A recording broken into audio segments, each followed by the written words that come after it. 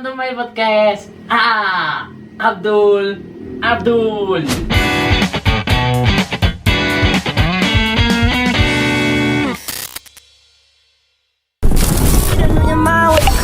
Girl, let me provide your needs. Freaky girl under the sheets. But your love when things start slowing down. I know you got me, baby. Halo semuanya, selamat datang di podcast kita. Sebelumnya, assalamualaikum warahmatullahi wabarakatuh. Waalaikumsalam Saya Abdul warahmatullahi Hakam dengan akhiran NIM 052 dan ini ada Mas. Ya, saya Abdul Hakim, akhiran NIM 058. Ya, kami dari mahasiswa program studi hukum keluarga Islam Fakultas Syariah Universitas Islam Negeri Salatiga.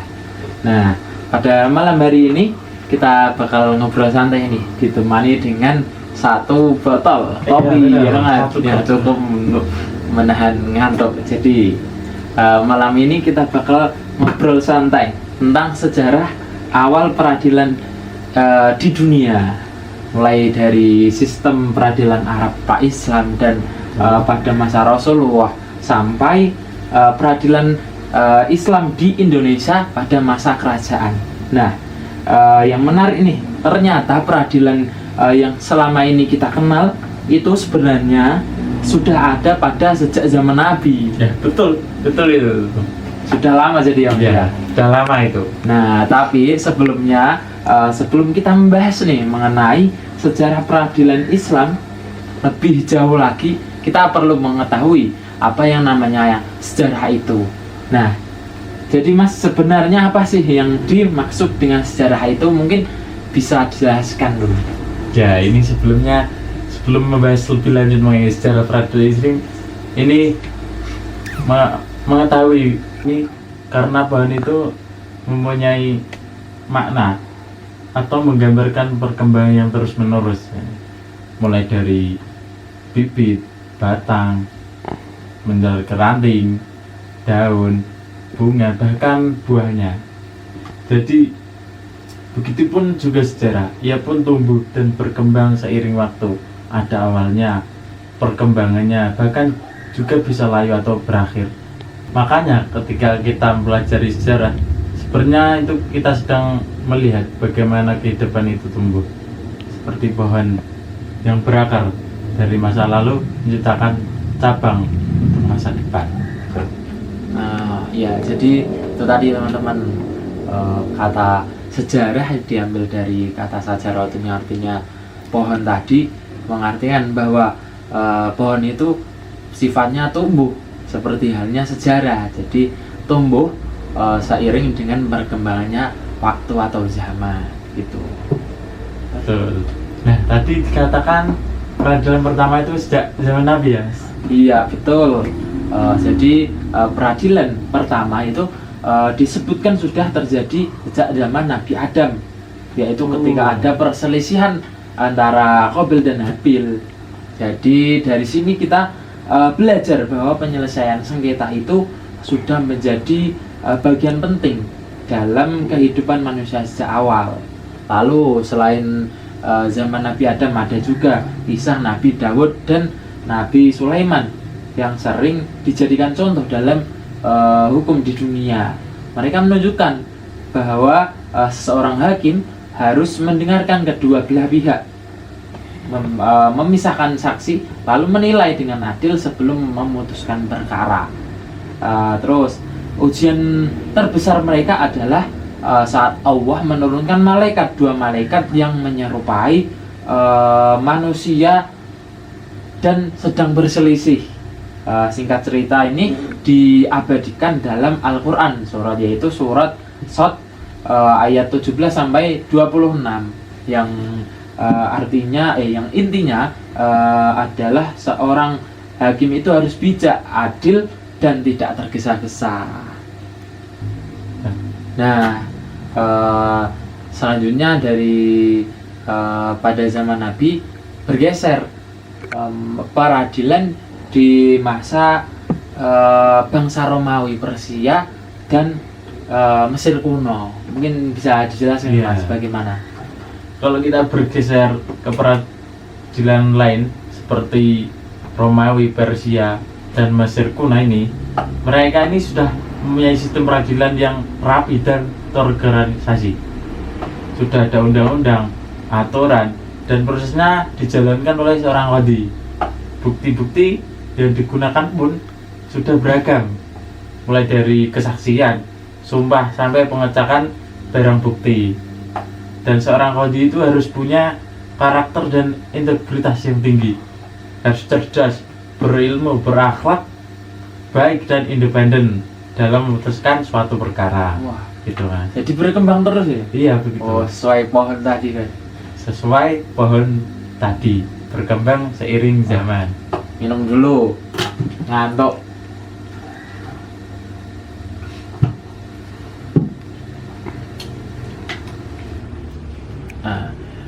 Terus lanjut teman-teman.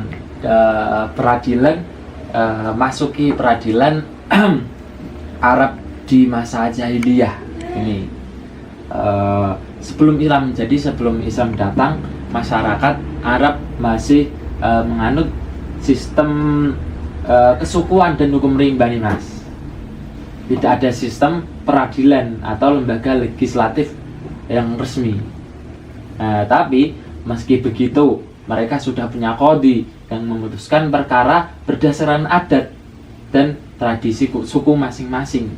Dan bahkan beberapa adat mereka juga dipengaruhi oleh bangsa Romawi, Persia, Yahudi, dan Nasrani. Kalau terjadi kasus pidana, terutama pembunuhan, ini biasanya diselesaikan dengan balas dendam atau al-aqdu bi al-syari kalau nggak salah ini. Jadi masih sangat keras dan emosional. Nah, yang unik dari pengadilan di masa jahiliyah tadi, sidang ini pada masa tersebut itu bisa dilakukan di mana saja. Di mana saja? Iya, jadi di bawah pohon, di pasar, bahkan di depan rumah seorang. Belum ada gedung resmi seperti sekarang ini. Jadi lebih ke tradisional gitu mas? Iya. Oh iya. Karena masa jahiliyah baru kemudian orang Arab membangun tempat khusus untuk menyelesaikan perselisihan. Salah satunya yang terkenal adalah Darun Nadwah. Darun Nadwah di Mekah yang dibangun oleh Qusay bin Ka'ab. Bangunan ini menjadi semacam balai pertemuan. Jadi balai pertemuan untuk musyawarah dan pengadilan gitu. Nah, setelah memahami beberapa proses bagaimana peradilan berlangsung sejak masa Nabi Adam berkembang melalui kisah Nabi Daud dan Nabi Sulaiman hingga kondisi peradilan di bangsa-bangsa besar seperti Romawi, Persia, Mesir kuno, dan masyarakat asal Arab pada zaman jahiliyah, kita dapat memahami bahwa sistem hukum dan peradilan telah mengalami berbagai perkembangan bertahap sesuai tingkat peradaban manusia, gitu mas. Namun semua sistem tersebut, baik yang bersifat tradisional, terus kesukuan maupun yang sudah terorganisasi, masih memiliki kekurangan, terutama dalam hal sumber hukum, standar keadilan, dan perlindungan hak masyarakat. Datangnya Islam membawa perubahan besar bagi dunia hukum masa jahiliyah yang sebelumnya diwarnai dengan fanatisme kabilah, balas dendam, dan ketiadaan kepastian hukum. Kemudian mengalami transformasi melalui ajaran Rasulullah SAW. Karena itu pembahasan selanjutnya ini adalah membawa kita memasuki fase penting dalam sejarah peradilan, yaitu peradilan pada masa Rasulullah. Peradilan pada masa Rasulullah SAW, sumber hukum peradilan hanya bersumber dari Al-Quran dan istiad Rasulullah. Jika muncul persoalan hukum yang membutuhkan keputusan, Allah menurunkan wahyu sebagai ketetapan hukum. Namun apabila tidak turun wahyu, Rasulullah SAW menetapkan hukum melalui ijtihad. Salah satu contoh ijtihad beliau adalah kasus warisan, di mana Rasulullah memutuskan perkara dengan analisis beliau sendiri. Sebelumnya turun ketentuan wahyu. Proses peradilan pada masa Rasulullah ini berlangsung sederhana dan langsung. Masyarakat dapat menemui Rasulullah SAW tanpa prosedur yang berbelit, dan kebanyakan putusan beliau berbentuk tanya jawab. Rasulullah juga mendelegasikan tugas kehakiman kepada sahabat, dan 3 bentuk, yaitu mengangkat sahabat sebagai pemimpin wilayah sekaligus hakim, terus menugaskan sahabat untuk menyelesaikan kasus tertentu, dan menunjuk sahabat yang didampingi sahabat lain untuk menangani masalah di suatu daerah, seperti Mu'ad bin Jabal di zaman dan Attab bin Asid di Mekah kalau nggak salah itu.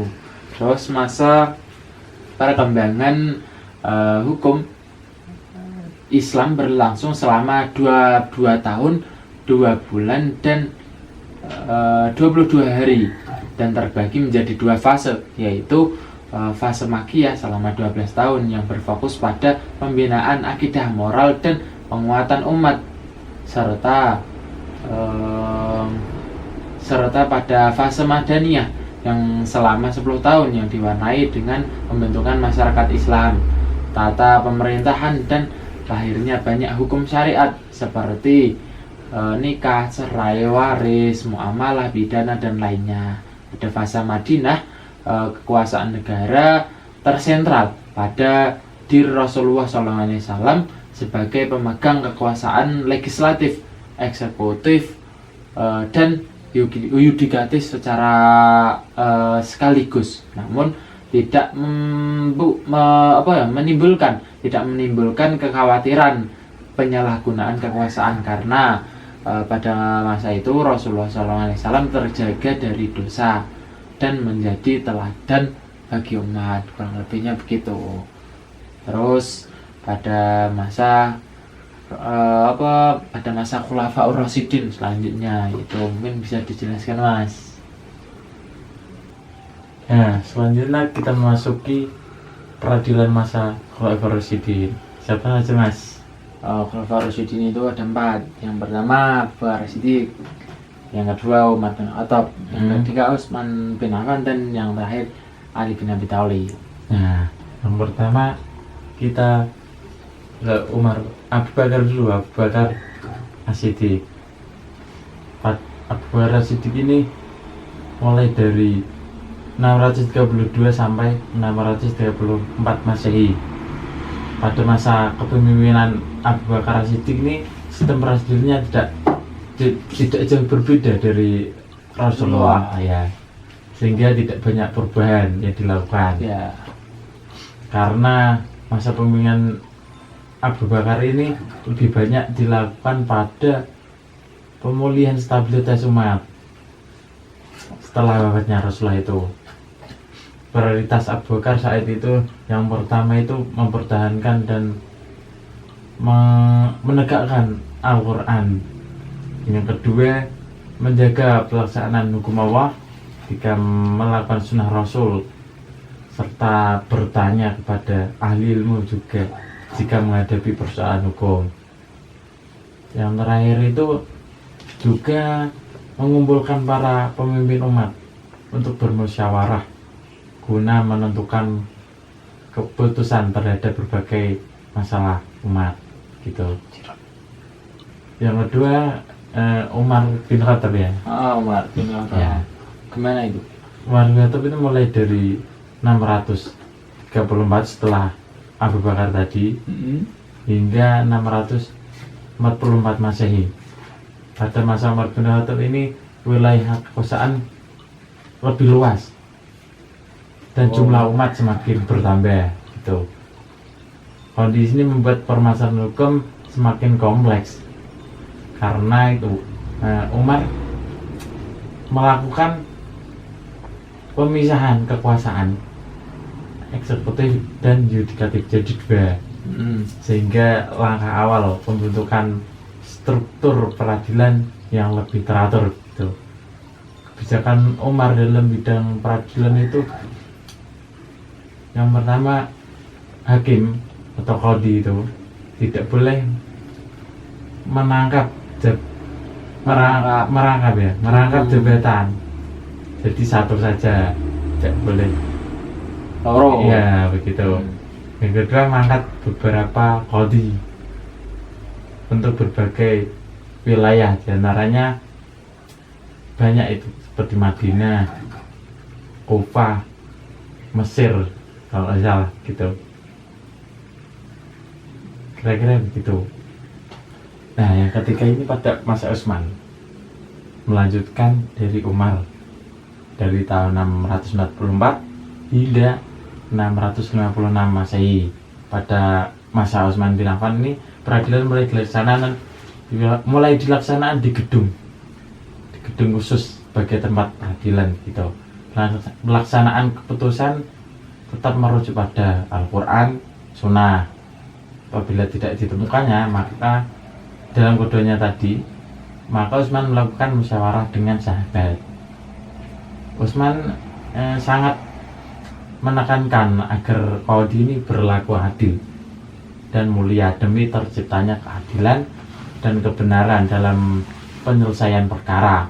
Begitu juga melakukan pengawasan terhadap hakim dalam menjalankan tugasnya dalam mengadili tadi.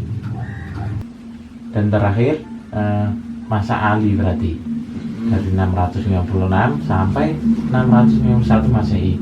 Ali bin Abi Thalib melanjutkan kebijakan para khalifah sebelumnya dalam bidang peradilan. Nah, beliau ini memberikan pesan khusus kepada para qadhi agar melaksanakan tugasnya senantiasa berpegang pada keadilan, juga kasih sayang kepada masyarakat.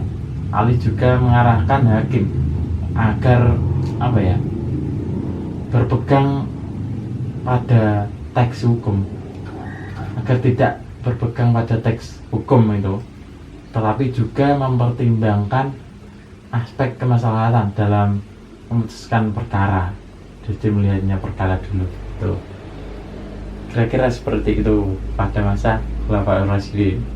Nah, yang selanjutnya yaitu setelah peradilan di masa Khulafaur Rasyidin, selanjutnya yaitu peradilan Islam di masa Daulah Umayyah dan Daulah Abbasiyah. Nah, yang pertama Daulah Umayyah.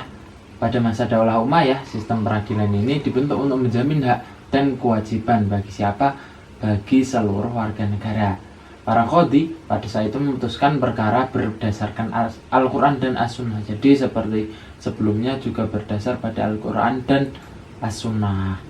Terus lalu menggunakan ijtihad jika tidak ditemukan dalil, dan hakim memiliki otonomi penuh sehingga keputusan mereka itu tidak dipengaruhi oleh kepentingan penguasa, dan hukuman yang dijatuhkan pada saat itu yaitu meliputi denda, terus ada penjara hingga hukuman mati untuk kasus berat seperti murtad dan penghinaan terhadap agama.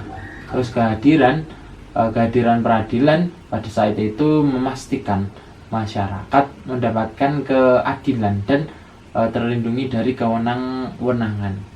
Terus peradilan pada saat itu dibagi juga menjadi 3 jenis. Yang pertama pengadilan al-qadha.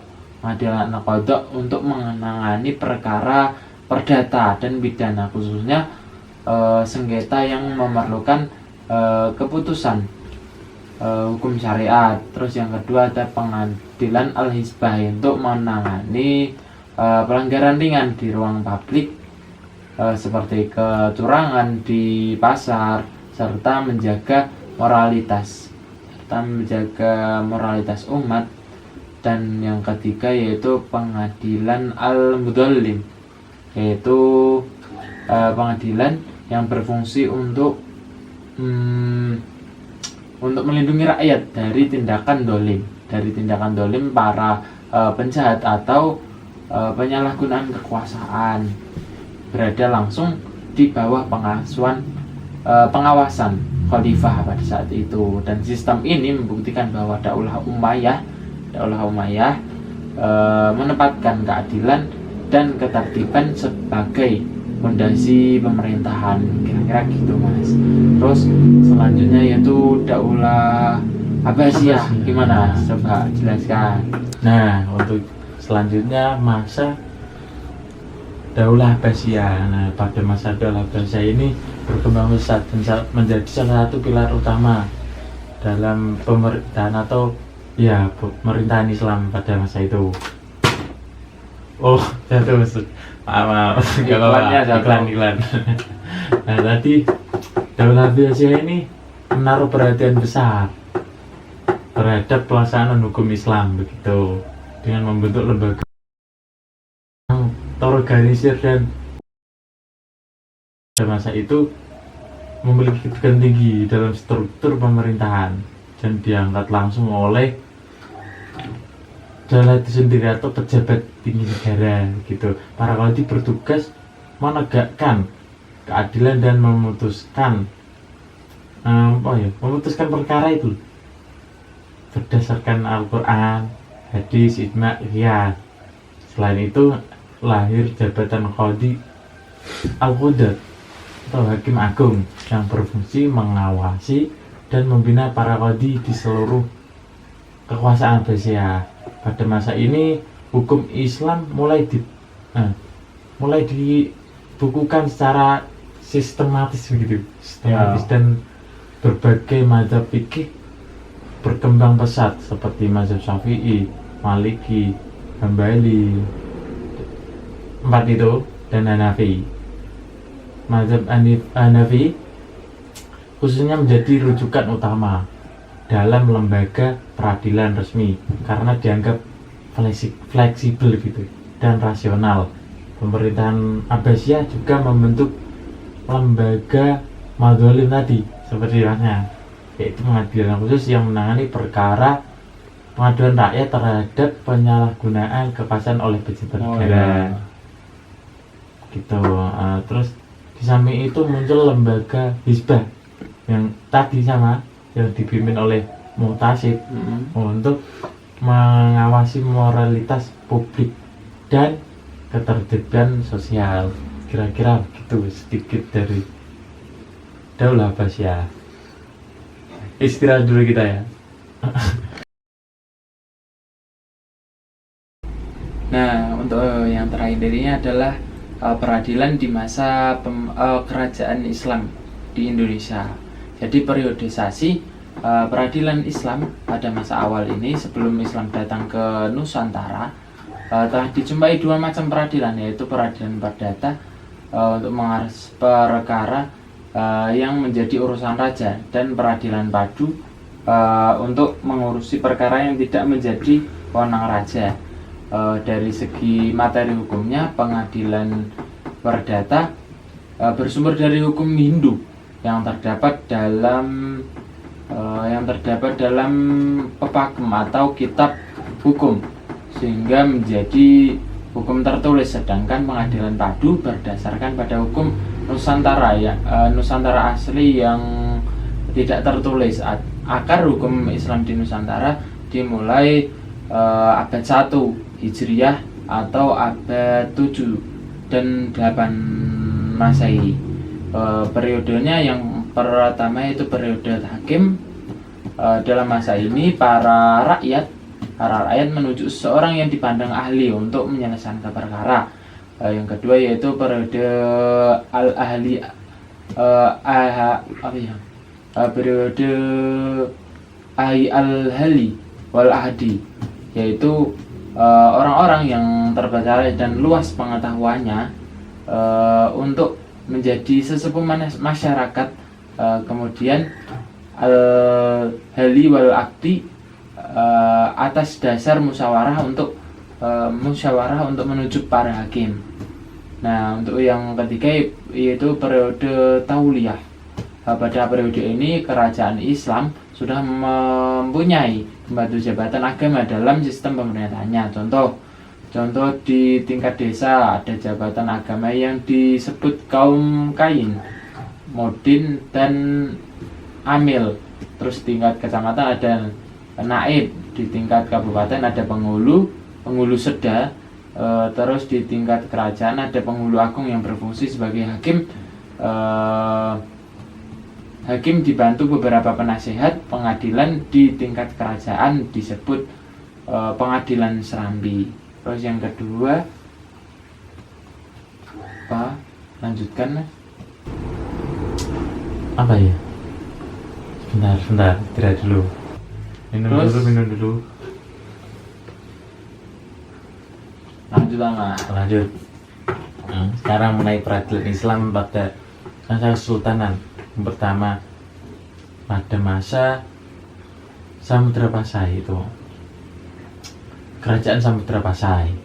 Kerajaan ini menggunakan mazhab Syafi'i dalam hukumnya, dalam hukum Islamnya. Pelaksanaannya, pidana Islam diterapkan tanpa melalui status jabatan dari kurungan.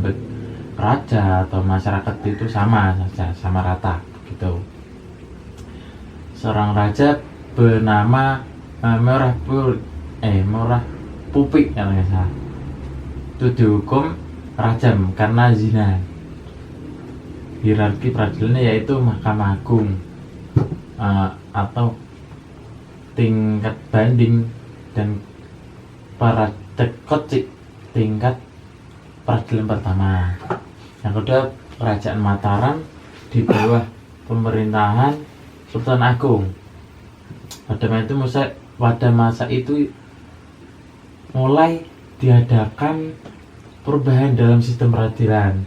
Beliau memasukkan unsur-unsur hukum dan ajaran agama, yaitu agama Islam. Iya. Pasti. Dalam peradilan perdata dengan menerbitkan orang-orang yang berkompeten dalam bidang hukum tersebut. Kira-kira itu Anggit. Udah. Ya. Oh ya. Kira-kira untuk peradilan di kerajaan Islam di Indonesia mungkin cukup ya. Sekian. Dua saja. Nah, jadi itu ya teman-teman untuk kesimpulan pada podcast kali ini, yaitu sejarah peradilan dalam Islam menunjukkan perkembangan yang kuat dan konsisten tentang pentingnya keadilan bagi seluruh manusia. Sejak masa sebelum Islam, masyarakat Arab hidup tanpa sistem hukum yang jelas dan sering terjadi kewenangan datangnya Rasulullah SAW membawa perubahan besar melalui Al-Quran dan As-Sunnah sebagai dasar hukum yang menegakkan keadilan, melindungi hak manusia serta menyelesaikan sengketa secara bijak dan beradab. Pada masa Khulafaur Rasyidin hingga berdirinya kerajaan-kerajaan Islam seperti Umayyah, sistem peradilan semakin tertata dengan struktur dan lembaga yang jelas. Hakim diberi wewenang yang luas untuk melalui ijtihadnya, tetapi tetap diawasi agar berlaku adil tanpa memihak. Perjalanan panjang ini membuktikan bahwa Islam tidak hanya hadir untuk mengatur ibadah, tetapi juga menciptakan tatanan sosial yang adil, bermartabat, dan melindungi setiap individu dan dari kezaliman. Semoga sejarah ini menjadi inspirasi bagi kita untuk selalu menjunjung tinggi nilai keadilan dalam kehidupan. Nah, mungkin cukup sekian dari podcast kita pada malam hari ini. Kami pamit undur diri. Kurang lebihnya kami mohon maaf atas semua tutur kata kami, baik disengaja maupun tidak disengaja. Kami atau kita meminta maaf yang sebesar-besarnya. Nah, cukup sekian podcast dari kita pada malam hari ini. Kami akhiri. Assalamualaikum warahmatullahi wabarakatuh.